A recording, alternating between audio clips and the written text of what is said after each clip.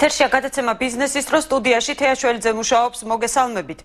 დღეიდან გაზის ტარიფი 5 თეთრით მცირდება. ტარიფის 10%-ით გაიაფების შესახებ მინისტრთა კაბინეტს ინფორმაცია ენერგეტიკის მინისტრმა გააცნო და მედიასთანაც გააკეთა განცხადება. როგორც კახი კალაძე ამბობს, ქართული ოცნების ერთ-ერთი ძირითადი დაპირება შესრულებულია.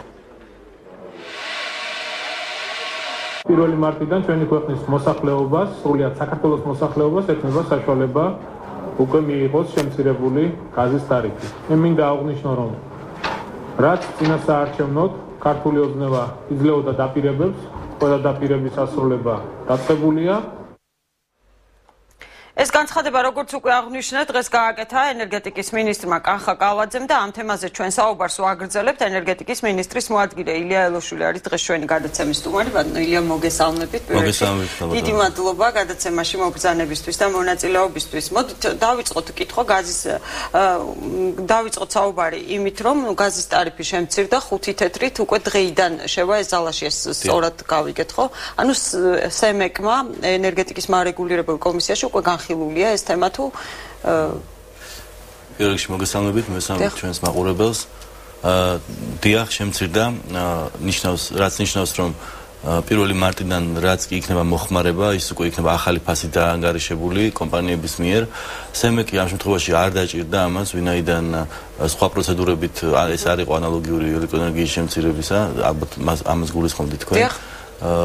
დიახ, აქ სხვა ტიპის პროცედურებია, რომელმაც არ მოითხოვა საჭიროება იმისი, რომ სემეკი ჩარეულიყო. ანუ მოხდა თვითონ საწყის ეტაპზე გაზის მიწოდებული გაზის გაიაფება იმ სადისტრიბუციო კომპანიებისთვის, რომლებიც საშუალო თუ დაბალწნევებზე შემდეგ უკვე ამ გაზს ანაწილებენ და ამ ჯაჭვური რეაქციით, ანუ იმ შემცირებული 5 თეთრით, რომელთაც მათ მიიღეს, ისინი უკვე 5 თეთრის წყალობით შეძლებენ უკვე მიაწოდონ უფრო შემცირებული ტარიფით მოსახლეობას. ამაზე ჩაგეკითხებით, რის ხარჯზე მოხდა ტარიფის შემცირება, უფრო კონკრეტულად რას ნიშნავს, რომ გაზის კორპორაციის კომპანიებს გაზ მიაწვდიან შემცირებული ტარიფით, ანუ რას ნიშნავს ეს შემცირებული ტარიფით მიაწვდიან? შემცირებული ტარიფით ნიშნავს იმას, რომ არის 3 ძირითადი მოთამაშე არის ამ შემთხვევაში, სანამ გაზი მივა მოსახლეობამდე. და ეს პირველი არის გაზის დანავთობის კორპორაცია, რომელიც ყიდის გაზს 5 ძირითად სადისტრიბუციო კომპანიებს, რომელიც ძირითადად ოპერირებენ საშუალო წნევებს და შემდეგ უკვე საშუალო წნევიდან ეს კომპანიები აწვდიან გამანაწილებულ კომპანიებს, რომლებიც უკვე კონკრეტულად დაბალ წნევებზე ოპერირებენ და მოსახლეობას აწვდიან გაზს. ამ შემთხვევაში გაზის დანავთობის კორპორაციამ 5 თეთრით ნაკლებად მიყიდის გაზს აი ამ საშუალო წნევაზე არსებულ სადისტრიბუციო კომპანიებს, ისინი თავის მხრივ ასევე 5 თეთრით ნაკლებად მიყიდიან დაბალ წნევაზე მომუშავე კომპანიებს და საბოლოო ჯამში ეს გაიაფებული ტარიფი აისახება უკვე საბოლოო სამოხმარებლო ტარიფზე. ამ შემთხვევაში ამონაგები უმცირდება გაზის კორპორაციას. ეს მოხდა გაზის და ნავთობის კორპორაციის შემოსავლების შემცირების ხარჯზე. და ეს როგორ მოხდა ამ საკითხის დარეგულირება, ანუ გაზის და ნავთობის კორპორაცია უარს ამბობს რაღაცა გარკვეულ შემოსავალზე, ეს მოლაპარაკებების შედეგად რაიმე სხვა რესურსი გამონახა, როგორი მექანიზმი? გაზის და ნავთობის კორპორაცია არის სახელმწიფო კომპანია, ის მთლიანად არის მფლობელობაში საპარტნიორო ფონდის, ის არის ნავთობის ეროვნული სახელმწიფო კომპანია, ამიტომ ეს იმდენად მოლაპარაკების საგანი არ იყო, ეს იყო უფრო გადაწყვეტილების მიღება იყო საჭირო ამ კუთხით, რა გვირჩევნია ჩვენ თქვა დამატებით მიიღოს ის შემოსავალი, რომელსაც მიიღებდა თუ კი არ შემცირდებოდა ტარიფი კორპორაციამ, თუ აი ამ არ მიღებული შემოსავლის ხარჯზე თქვა მომხდარიყო ტარიფის შემცირება და შვება ერგიზნოთ უკვე საბოლოო მომხმარებელს. ჩვენ გაწყვეტილება მთავრობა მიიღო მომხმარებლისადმი უფრო დადებითი, ანუ ისინი მიიღებენ შემცირებულ ტარიფს, მაგრამ კორპორაცია რა შემოსავალს კარგავს აქედან კორპორაცია სოლიდური თანხა? საუბარი არის 10 მილიონზე მეტზე წელიწადში ალბათ. ნუ ეხლა ეს კორპორაციისთვის რა თქმა უნდა სოლიდური თანხა არის, მაგრამ ეს გადაწყვეტილება არ იყო ბრმად მიღებული, ჩვენ შევისწავლეთ. შეხომიდიოდა ეს თანხა, ანუ რაღაცას აკლდება. აგიხსნით, ძირითადი მოვალეობა გარდა იმისა, რომ კორპორაცია ყიდულობს და ყიდის საქართველოში გაზს და ნავთობს, მისი ასევე ძირითადი ერთ-ერთი, ანუ ეს თანხებით აკუმულირებული თანხები იხარჯება ეხება ასევე იმ მაგისტრალური და საშუალო წნევის გასადენების ექსპლუატაციაში, რაც გააჩნია საქართველოს სახელმწიფოს. ამიტომ კორპორაციის ამოცანა არის პირველი ამოცანა მისი არის ის, რომ სტაბილურად მიწოდებოდეს გაზი ამ შემთხვევაში ქართულ მომხმარებელზე, ასევე სომხეთშიც კორპორაციას. ხომ შეიქნება მიმართულებით? ზუსტად ამიტომ დაგვჭირდა ჩვენ გარკვეული დრო, რომ შევისწავლეთ, კარგად, ამიტომ გითხრათ, რომ ეს არ იყო მოლაპარაკების საკითხი, ეს იყო შესწავლის საკითხი და გაწყვეტილების მიღების საკითხი. და აი ამას დაჭირდა უბრალოდ დრო, ამიტომ ცოტა დროში ესე ვთქვათ, გაიწელა ეს პროცესი, მაგრამ საბოლოო ჯამში, მაინც იმიტომ დეტალებში შევისწავლეთ ჩვენ რამდენად შეძლებდა კორპორაცია აი ამ შემოსავლების გარეშე ყოფილიყო ეფექტური და გაწყვეტილება იქნა მიღებული, რომ კომპანია შეძლებდა ამის ოპერირებას ეფექტურად ამ გასადენების და თავის ინფრასტრუქტურის მოვლას შეძლებდა და ამიტომ შესაბამისად მივიღეთ ეს გაწყვეტილება, რომ შეგვიმცირებდნენ ტარიფი. ანუ პრობლემა გაზის მიწოდებაში არ შეექმნება არც საქართველოს მოსახლეობას და არც არავითარ შემთხვევაში ეს არ გამოიწვევს პრობლემას გაზის მიწოდების გასაგებია. კიდევ ერთხელ რომ დავაზუსტოთ, ანუ 5 თეთრით მცირდება მოსახლეობისთვის და არა, აი, ტარიფი დღესდღეობით არის 1 კუბურ მეტრში თბილისში ხდიან 50.6 თეთრს და რეგიონებში 49-55 თეთრის ფარგლებში არის და მოხდება შემცირება როგორც თბილისში, ასევე რეგიონებში. ეს არ შეეხება საწარმოებს და ასე შემდეგ, ხო? დიახ, აბსოლუტურად სიმართლე. გასაგებია, თუ დღესვე გავრცელდა მოსაზრებები სხვადასხვა ექსპერტების ამ საკითხთან მიმართებაში, აი მაგალითად დემურ გიორხელიძის მოსაზრებას მოგახსენებთ, რომ ეს ძალიან სუსტი ნაბიჯი იყო, ტარიფის 5 თეთრით შემცირება არ არის საკმარისი და დღესდღეობით არსებობს 14 თეთრის რესურსიც. რამდენად ეთანხმებით ამას და არის თუ არა შესაძლებელი ტარიფის კიდევ უფრო მეტად შემცირება და თუ მიმდინარეობს ამ მიმართულებით მუშაობა? რა თქმა უნდა, ყველას აქვს სურვილი, რომ შეიძლება მეტად შეამციროს ტარიფი, იმიტომ რომ გასაგებია მოსახლეობის მდგომარეობა ძალიან რთულია და სოციალური ფონი საკმაოდ რთულია. მაგრამ ამ შემთხვევაში ნებისმიერი შემცირება ტარიფის იწვევს კორპორაციის შემოსავლების შემცირებას და ჩვენ ზღვარი ჯერჯერობით გავატარეთ აი ამ 5 თეთრზე და იმ რაოდენობაზე, რომელსაც დაკარგავს კორპორაცია. კორპორაციას გარდა ამისა მოგეხსენებათ საკმაოდ უცნაური ვალდებულებებია გარდა იმისა, რაც მისი პირდაპირ მოვალეობაა, აქვს გარკვეული ბიზნესები წამოწყებული, აქვს გარკვეული მშენებლობების დაფინანსება წამოწყებული, ის ასევე ფასიან ქაღალდების ბაზარზეც არის შესული და ამიტომ ყოველივე ამის გათვალისწინებით ამ ეტაპზე გადაწყდა, რომ აი ეს 5 თეთრი ამ ეტაპზე ნიშნავს, რომ შეიძლება გადაიხედოს. მდგომარეობით სიტუაციიდან გამომდინარე, ისე როგორც განვითარდება მოვლენები და როგორც მოვლენები კორპორაციაში ამ შემთხვევაში, თუ კი ჩვენ დავინახოთ, რომ კორპორაციას კიდევ აქვს რესურსი იმისთვის, რომ თქვა მოხდეს შემცირება, მოხდება ეს შემცირება. თავარი აქ არის მიდგომა. მთავრობა აბსოლუტურად მოტივირებულია და ძალიან ეფექტურად მუშაობს იმისთვის, რომ ტარიფების კლება მოხდეს მაქსიმალურად. რამდენიც იქნება რესურსი, იმდენად შემცირდება ტარიფი.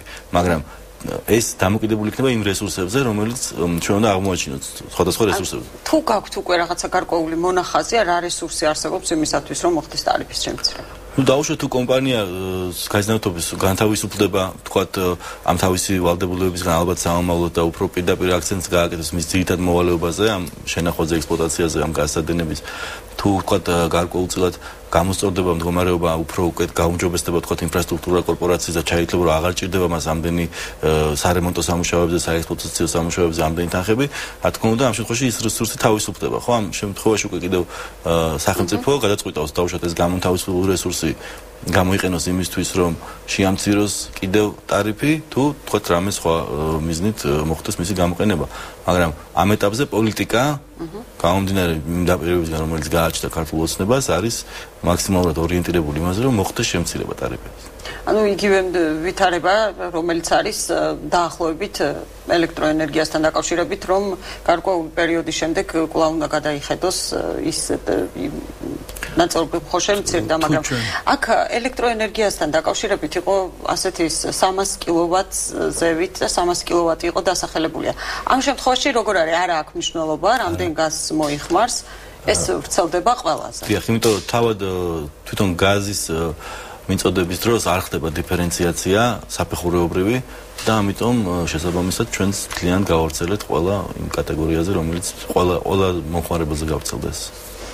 და სამუშაო ჯგუფები გააგრძელებენ ამ მიმართულებით მუშაობას, ანუ რეზიუმეს სახით რო გავაკეთოთ, ანუ მოხდა 5 თეთრით გაიაფება და ენერგეტიკის სამინისტროში კვლავაც მიმდინარეობს მუშაობა. ჩვენ გვინდა კიდევ რომ შევაცვლოთ ტარიფი.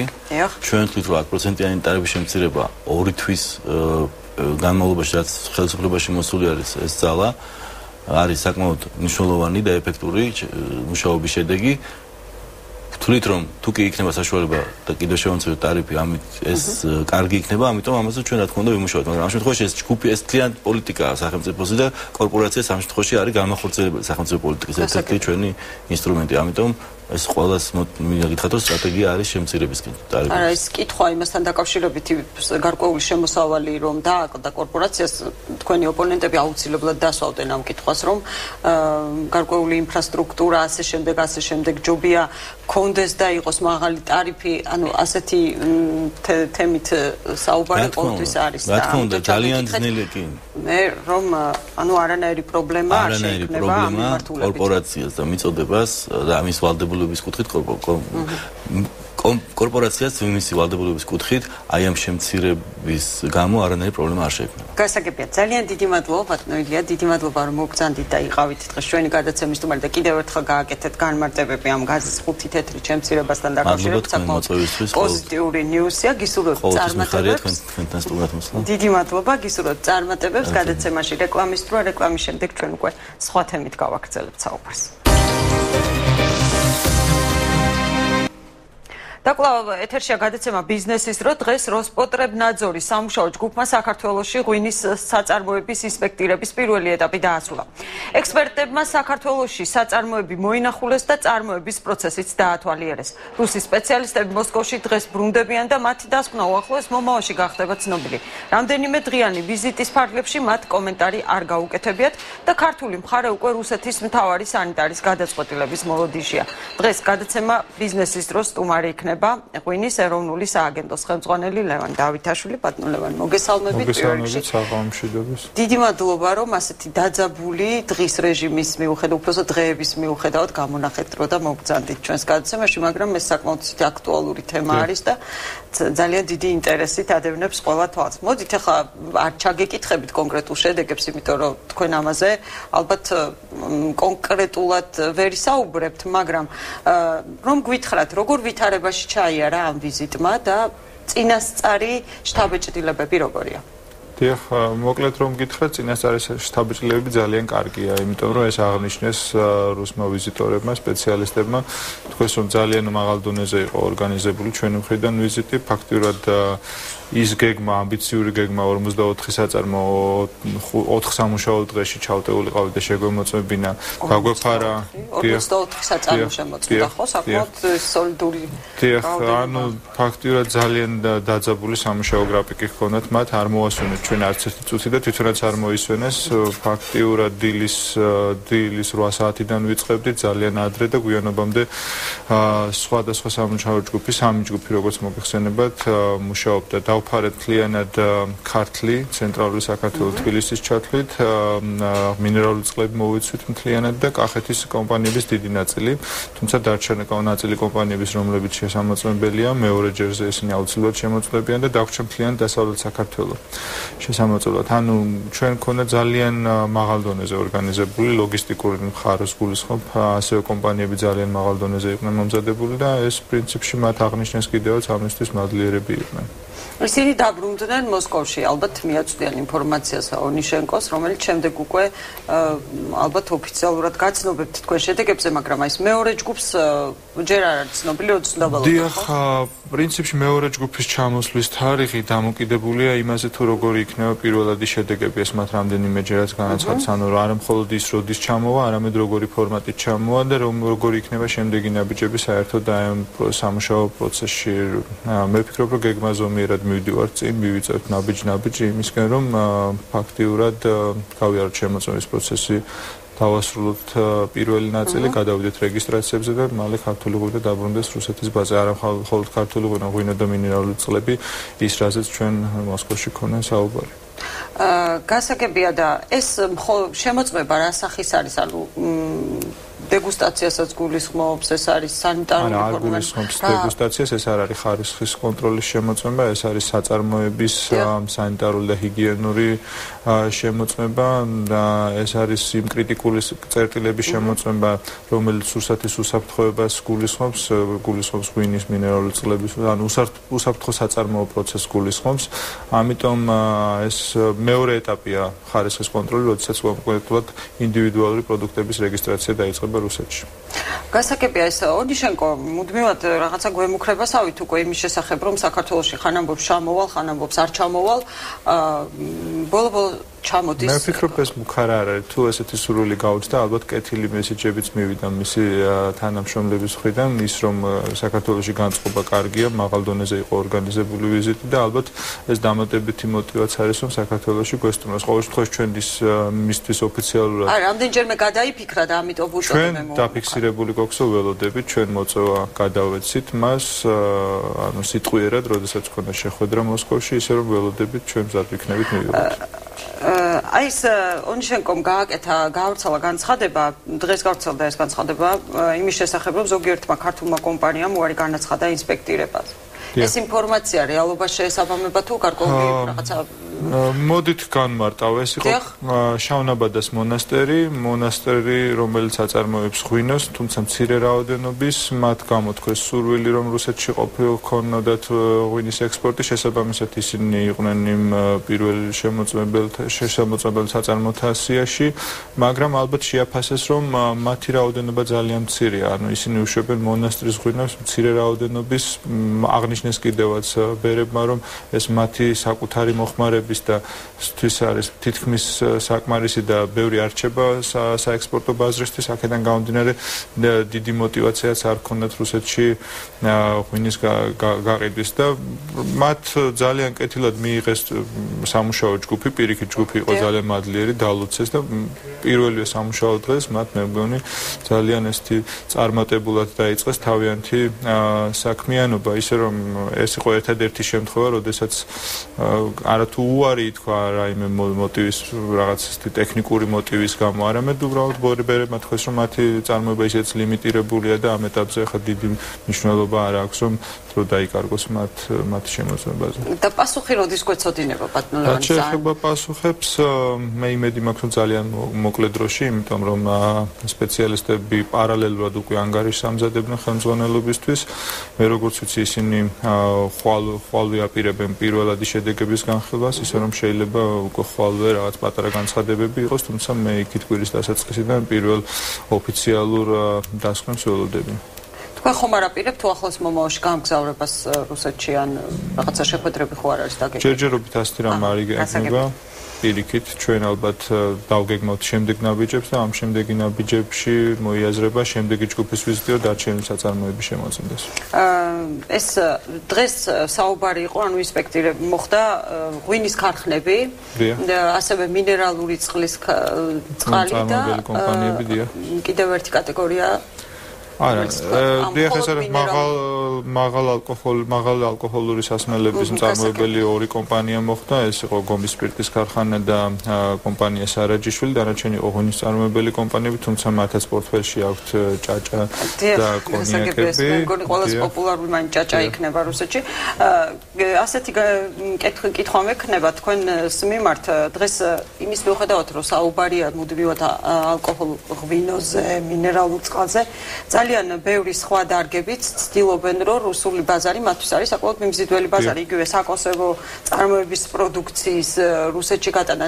პერსპექტივაში თუ არის, თუ განიხილება ეს? აბსოლუტურად არა თუ განიხილება ეს აუცილებელიც არის, იმიტომ რომ მათთვისაც რუსეთი ალბათ მნიშვნელოვანი და დიდი ბაზარი იქნება, ამიტომ იგივეს პროცედურები აქვს მათ გასავლელი, უნდა მიმართონ როსპოტრებნadzor სპეციალური განცხადების ფორმით, შესაბამისად ისინი მერე მიიღებენ გადაწყვეტილებას შეამოწმონ საწარმოო ადგილზე თუ დოკუმენტური შემოწმების საფუძველი დოკუმენტური შემოწმება საფუძველი იქნება პროდუქციის უკვე რუსეთში ექსპორტირების, ისე რომ კომპანიებისთვის ეს არის ძალიან ესეთი ამ კომპანიებმა უნდა გაიარონ იგივე პროცედურები, რაც ღვინოსთან და თუ გამარტივდება მე უკვე, როდესაც გარკვეული ესეთი ფონი შეიქმნება, თუ დაუშვათ ნდობა აღდგა. ბუნებრივია, მე იმედი მაქვს, რომ თუ აღდგა ნდობა და მე მგონი, რომ პირველი ვიზიტიც ამ ნდობის აღდგენას ხელს მნიშვნელოვნად შეუწყობს, იქნება უფრო მარტივი, იმიტომ რომ მინიმუმ მარტივი იქნება ურთიერთობის პროცესი. აქედან გამომდინარე, ძალიან იმედი მაქვს, რომ ძალიან მალე არა მხოლოდ ღვინო, ალკოჰოლური სასმელები, არამედ სხვა პროდუქტებიც დაბრუნდება რუსულ ბაზარზე. აქ ორი საკითხია, ეს არის გადამუშავებული პროდუქტები და საკონსერვო პროდუქცია ეხება უშუალოდ როსპოტრებნadzorს, თუმცა არის პროდუქტები, ეს არის ცოცხალი ხილი და ბოსტნეული, ეს არის სხვა უწყების საკითხი. სოფლის მეურნეობის სამინისტრო მათთანაც იწყებს მოლაპარაკებებს ამ პროდუქციის დაბრუნებასთან დაკავშირებით. იქ შეიძლება განსხვავებული პროცედურები იყოს, მაგრამ ამ პროცესსაც მე ვფიქრობ, რომ გავივლით.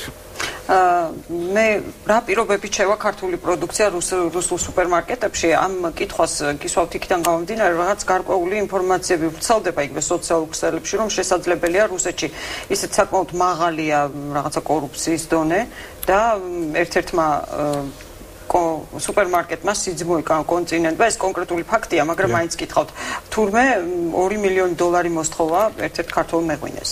მოდით განმარტავ, ეს არ არის კორუფციის გამოხატულება, ეს არის აბსოლუტურად ჩვეულებრივი პრაქტიკა. თანამედროვე სავაჭრო ობიექტებში, ქსელურ საცალო ობიექტებში პროდუქციის განთავსების, ესე იგი ინგლისურ სიტყვას გამოიყენებ, ეს არის listing fee, როგორც წესი, ანუ თანხა, რომელიცაც იხდი თაროზე მოთავსებისთვის, შენი პროდუქციის თაროზე მოთავსებისთვის, იმის იქიდან გამომდინარე, რამდენი დიდია ქსელი, ეს თანხა შეიძლება იყოს ძალიან მცირე, შეიძლება ეს იყოს $500 დავუშვათ თბილისის ნაირ სუპერმარკეტში გადასახდელი თანხა და ესეთი თანხები საქართველოშიც იხდიან კომპანიები თაროზე პროდუქციის გასათავსებლად, ხოლო დიდ ობიექტებში, დიდ ქსელებში ეს თანხა შეიძლება მართლა $1 მილიონამდე ავიდეს. სეძმოი კონტინენტი მართლა ძალიან დიდი კომპანია, დიდი დაფარვა აქვს და აქედან გამომდინარე არ გამოვრიცხავ, რომ ეს თქვენი ინფორმაცია მართალი იყოს. თუმცა ეს არის ჩვეულებრივი ამ ტრეიდ მარკეტინგი, ანუ სავაჭრო მარკეტინგი, პროდუქციის საცალო ქსელში შესვლისთვის გადაწყვეტილი ხარჯები, ღვინის ბიზნესი საერთოდ ძელვადიანი საინვესტიციო ბიზნესი. ეს როგორც წესი ღვინის კომპანიები არ იხდიან ხოლმე და ქართული ღვინის კომპანიებიც იმდენი ფინანსური რესურსიც არ აქვს. ამას აკეთებენ ნაწილობრივ ღვინის მწარმოებელი კომპანიები რაღაც ფასდათმობის ხარჯზე და ძირითადად დისტრიბუტორი კომპანიები, რომლებიც უშუალოდ არიან ქსელებთან მოლაპარაკებებში ჩართული. იგივე პროცესი იქნება რუსულ ბაზარზეც. ისე რამდენ ხანში ვარაუდობთ ჩვენი პროდუქცია გამოჩნდება? ეს ძალიან ვადები სახელდება პერიოდულად და უბრალოდ უხერხულადაც გძნობ თავს ამ კითხვას ძალიან ძნელია ამის განჭრედა. რამდენიმეჯერ მithქვამს, თუმცა რაღაცას თუ უხეში შეფასებით ეს გაზაფხულის ბოლოს უნდა ჩვენ ეს პროცესი დავამთავროთ. ისე სხვათა შორის მინდა უბრალოდ დავსვა კითხვის სახით ისიც რომ ერთი ქართული კომპანია, რომელიც ცნობილია უკვე შესულია რუსულ ბაზარზე და დიდი პოპულარობითაც სარგებლობს, საუბარია ზედაზენზე. და ყოფილან კიდე სხვა ქართული კომპანიებიც, თქვენ თუ გაქვთ ამის შესახებ ინფორმაცია? მე მაქვს ინფორმაცია კომპანია ზედაზენის შესახებ, იყო კომპანია, რამდენიმე სხვა კომპანიაც, ჰქონდათ მათ რეგისტრაცია, მე შეუჩერეს, მაგრამ მე დარწმუნებული რომ ისინიც ახლა ჩართული არიან ამ პროცესში, მათი რეგისტრაცია აღდგება და ის კომპანიების პროდუქტი დაბრუნდება რუსულ ბაზარზე მალე. ამავე დროს მე ვფიქრობ, რომ არა მხოლოდ თითოეულა კომპანია, არამედ ზოგადად ქართული პროდუქცია დაბრუნდება რუსულ ბაზარზე რაიმე შერჩევითობის პრინციპის გამორიცხვით. გასაგებია, ძალიან დიდი მადლობა ბატონო. კიდევ ერთხელ მადლობა იმისათვის, რომ თქვენ ასეთი დაძაბული დღეების მიუხედავად გამონახეთ დრო და მოგზანდით. გისურვებთ წარმატებებს და ველოდებით თქვენგან სიახლეებს, როდის გამოჩნდება. მე იმედი მაქვს, რომ თქვენ შემდეგ მეორედ რომ მოხვათ ჩემთან, მეტყვით რომ ქართული პროდუქცია უკვე რუსულ დახლებზე არის. მე მგონი გარკვეული პროგრესი გვაქვს წინა ვიზიტისას საუბრობდით როდის ჩამოვიდნენ სპეციალისტები, ახლა სპეციალისტები უკვე გავისტუმრეთ, ესე რომ წინ ნელ-ნელა მივდივართ. გისურვებთ წარმატებებს. სწორედ იმ კომპანიაზე ვისაუბრებთ რეკლამის შემდეგ, კომპანია ზედაზენზე, რომელიც უკვე რუსულ ბაზარზე არის და გარკვეული პოპულარობას მოიპოვა.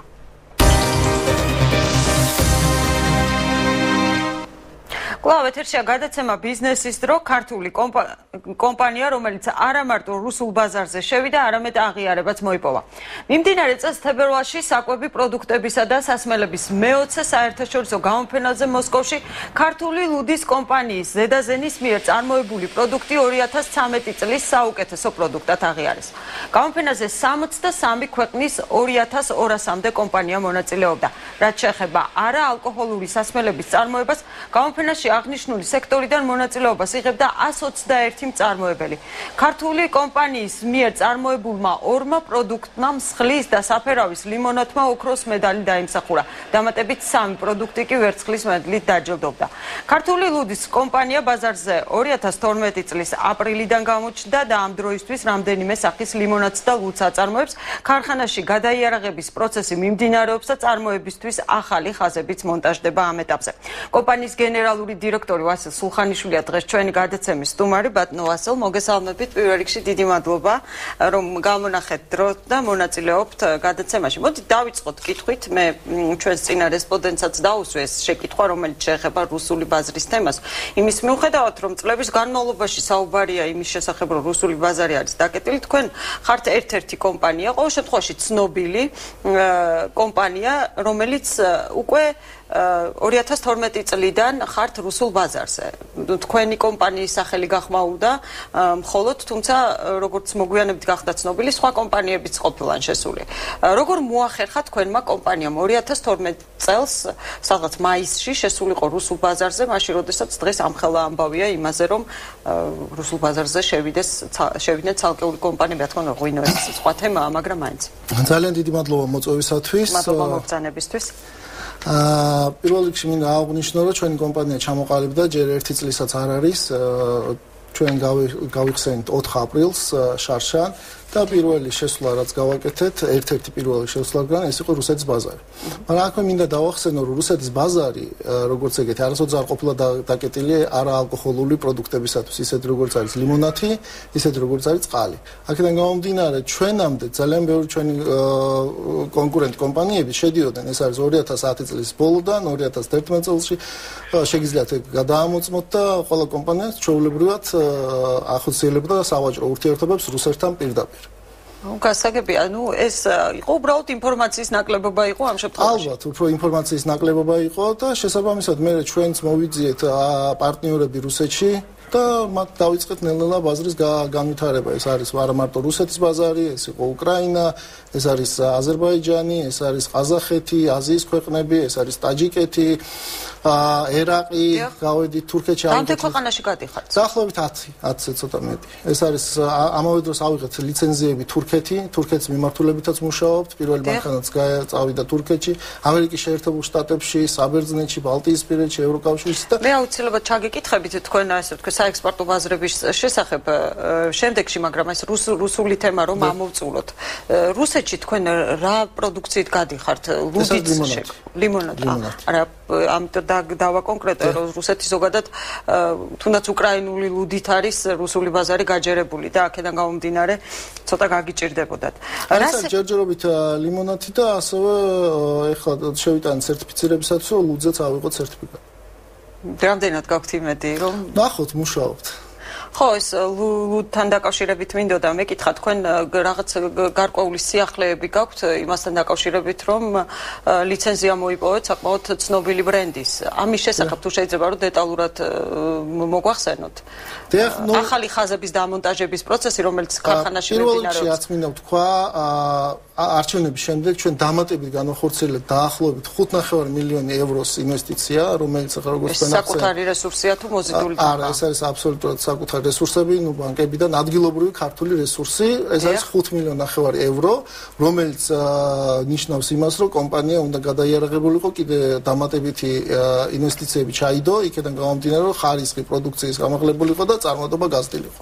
იმიტომ რომ არ და მარტო საქართველოზე, როგორც თქვენ აღნიშნეთ, ექსპორტზეც მუშაობთ და ერთ-ერთი გერმანული კომპანია, რომელიც მსოფლიოში ცნობილია პიტბურგერი, მან ლიცენზია გადმოგცა თავისი პრემიალური ლუდის ერთ-ერთის და ეს მოხდა გუშინ მაგის ჩამოსხმაც და ამის პრეზენტაციაც მოხდება უახლოეს დროში.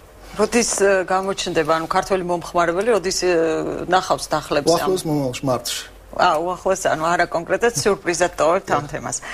გასაგებია და რაც შეეხება რამდენი ადამიანია დღეს თქვენთან საწარმოში დაასაქმებული ამ კითხვას იქიდან გამომდინარე ვსვავრო ეს არის ძალიან სოციალური დანიშნულების თემაც არის მნიშვნელობის საკითხიც არის იქიდან გამომდინარე უმეტესობა დევნილები არის. დიახ, დაახლოებით არის დასაქმებული 300-მდე ადამიანი მარტო ქარხანაში, ამავე დროს დისტრიბუციაშია და საერთო ჯამში შეადგენს 700 ადამიანამდე. რომელთაგან დაახლოებით 50% არიან დევნილები. გასაგებია, მოდით ცოტა ავწდით იმ თემას, რომელთაც მე დავიწყე საუბარი, თქვენ რუსეთში გაიმართა საერთაშორისო გამოფენა, მე-20 საერთაშორისო გამოფენა მოსკოვში, სადაც საკმაოდ ისეთი დიდი აღიარება მოიპოვა ქართულმა პროდუქციამ, თქვენს მიერ წარმოებულმა პროდუქტებმა. რა კრიტერიუმებით მოხდა შერჩევა, მით უმეტეს შერჩევა ხდებოდა ისეთი 63 ქვეყნის 2200-მდე კომპანია იღებდა მონაწილეობას და როგორ ფიქრობთ, რა გახდა იმის საფუძველი, რომ სწორედ თქვენს მიერ წარმოებული პროდუქტმა მოიპოვა ჯილდოები? აბსოლუტურად მართალი ახსენეთ ის, რომ ეს იყო უპრეცედენტოდ დიდი გამარჯვება ჩვენი კომპანიის 63 ქვეყნიდან 2200 კომპანიაში გამარჯვების მიღწევა, საიდანაც უპრეცედენტოდ მაღალი ჯილდოების აღება, ანუ წარმოდგენილი ქონდა სრული ასორტიმენტი ჩვენი პროდუქციისა. როგორც ახდენენ აქედან ეს მიგიწვიეს თქვენ თუ თქვენი ინიციატივით წარადგინეთ, ანუ როგორ ხდება ეს პროცედურა? არა, ეხლა ჩვენ თვითონ ჩვენმა სავაჭრო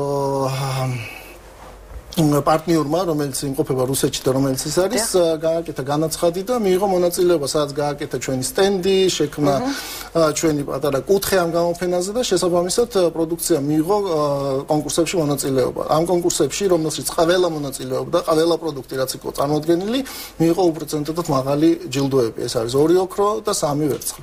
დიახ, გასაგებია და რა სეგმენტს იკავებთ რუსული ბაზრის თუ გაქვთ ამის მარკეტინგული გაწეული? ეხლა ჩვენ როგორც შევედით პოზიციონერებთ როგორც პრემიალური პროდუქტი, იმიტომ რომ ჩვენი პროდუქტი როგორც იცით, ახლა როგორც საქართველოს მომხმარებლისათვის არის ცნობილი, ნატურალურ პროდუქციებზე დამყარებული, ეს არის ნატურალური არომატიზატორები და მთელი პროდუქტი ნატურალური წყალი, ყველაფერი რაც კი არის და ყველაფერი გვაქვს დაცული მაღალი ტექნოლოგიებით, ანუ პროდუქტი გვაქვს ნატურალური.